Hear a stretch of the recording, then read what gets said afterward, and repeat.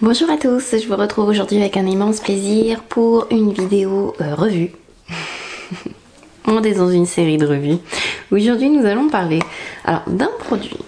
J'ai hésité à l'acheter en fait, et c'est avec vos nombreux commentaires, questions, etc. que j'ai décidé finalement de le prendre pour le tester, voir et vous dire ce que j'en pense. Il s'agit du Face and Body Foundation Dior Backstage de Dior. Je possède la couleur 1N. Voilà la bête. J'en ai utilisé un petit peu. Ça fait plusieurs semaines déjà maintenant que je le teste et là je vais vous faire une démo, je vais l'appliquer, vous dire ce que j'en pense, etc. Qu'est-ce qu'ils disent ?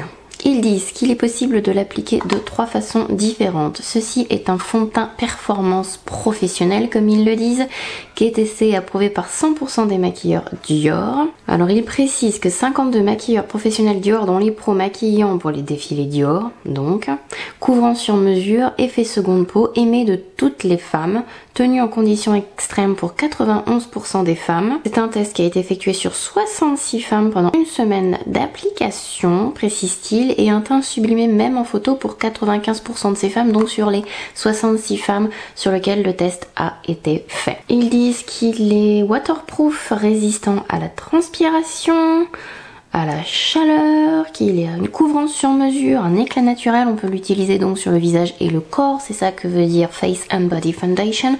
C'est un peu dans le même esprit que les fonds de teint MAC ou Make Up For Ever, où il y en a un pour faire visage et corps, que les danseuses du Crazy Horse adorent. Donc 3 styles pour le porter: couvrance légère, une application de fond de teint en tapotant délicatement à l'aide de vos doigts et masser le visage, couvrance médium, 2 applications en étirant à chaque fois le fond de teint à l'aide d'un pinceau plat de l'intérieur vers l'extérieur du visage, et une couvrance haute perfection en utilisant un pinceau rond et en effectuant jusqu'à 3 applications de fond de teint par petits mouvements circulaires. Je vais vous parler de tout ça sans problème.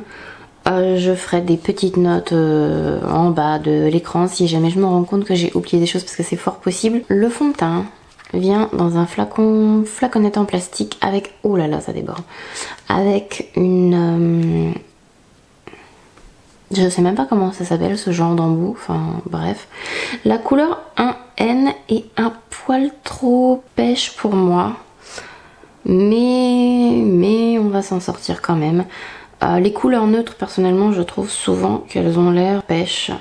Effectivement, j'aurais peut-être pas dû prendre la couleur 1N, mais voilà. Après, mon bronzage est un peu pêche, donc bronzer, peut-être que l'été prochain ça m'ira parfaitement. Enfin bref. Packaging en plastique super léger, il y a 50 ml de produit à l'intérieur, ce qui est énorme. On dirait pas que ce flacon en contient autant. Habituellement les fonds de teint font 30 ml, 25 ml, voire un peu moins maintenant, parce que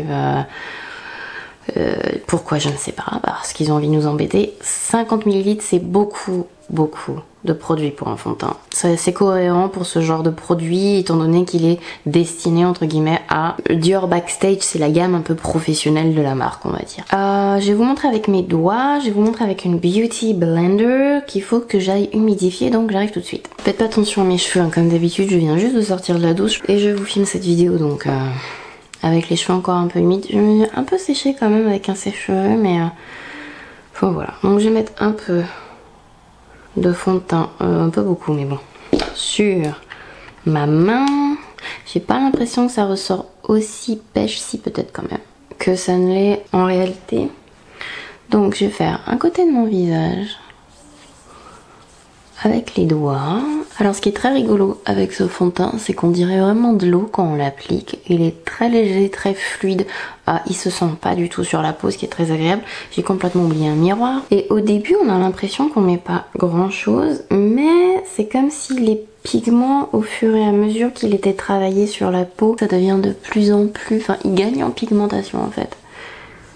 Ça fond sur la peau et il ne reste que les pigments. Est-ce que vous voyez la différence?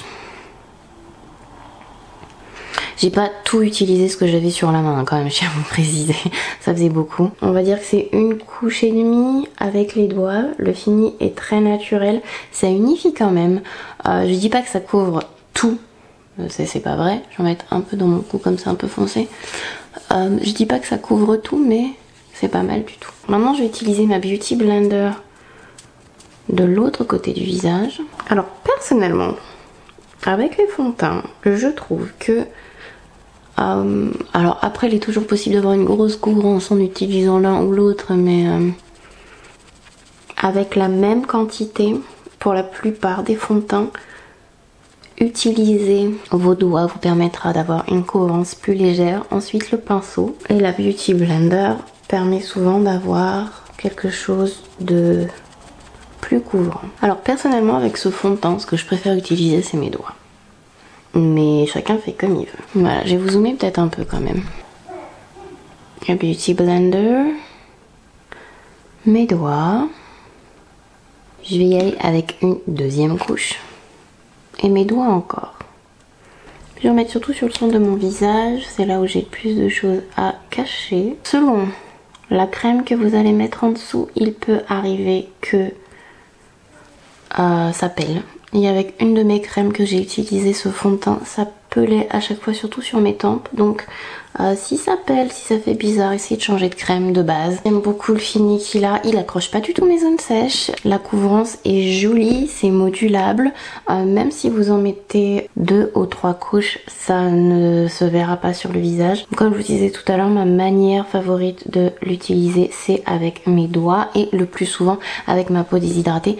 Je précise que j'ai la peau mixte quand même. Je n'ai pas besoin de le poudrer. Il est vraiment effet seconde peau. Ça colle pas. Ça fait peut-être même légèrement quand même un petit peu poudré. Ça fait très naturel tout en étant quand même unifié. C'est exactement ce que un make-up artiste cherche dans un fond de teint de ce type là, c'est-à-dire un face and body qui est unifié mais qui soit pas plâtre, qui soit naturel et joli. Ça va pas être une couvrance forte de toute façon, pas avec ça. Mais en plus, on a tellement pas l'impression que vous portez du make-up. Plus vous allez mettre de couches, plus il a quand même des risques de filer, donc faut bien faire attention avec vos doigts. Je l'ai pas testé sur peau très grasse, donc pour peau très grasse, je peux pas vous dire. Pour peau mixte, il est très très bien.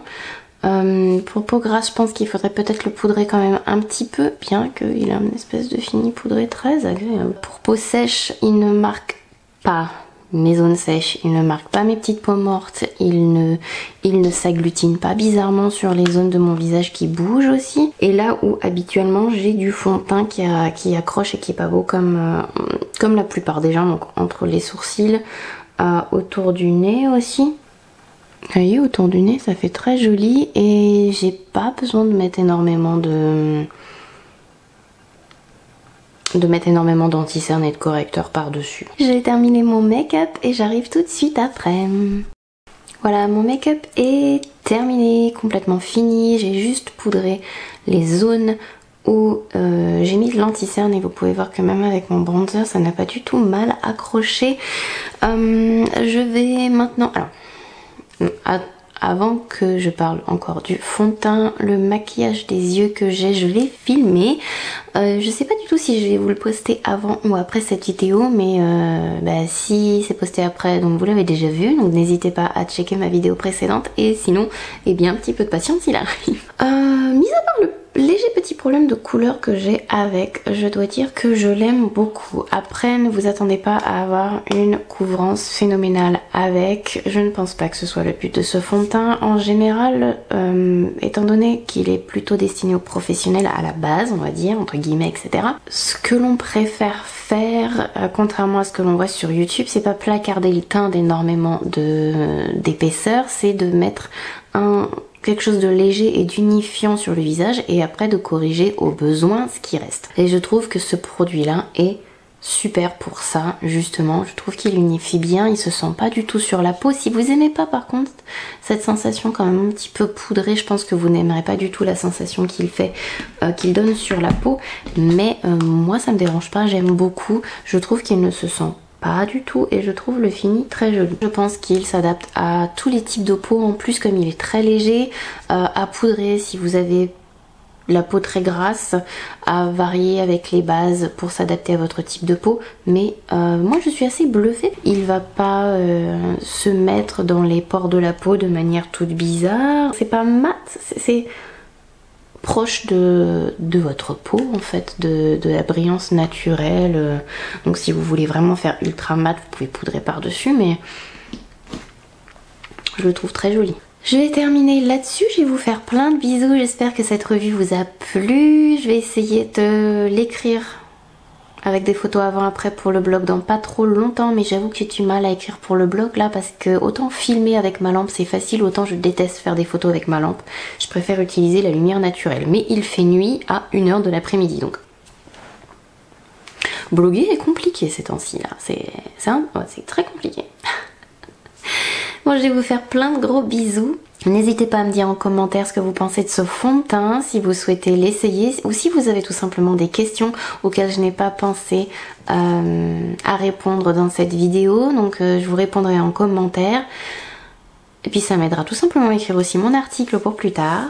Et puis, maintenant j'ai enfin terminé de blablater, je vais vous faire plein de gros bisous et je vous dis à la prochaine. Bye bye!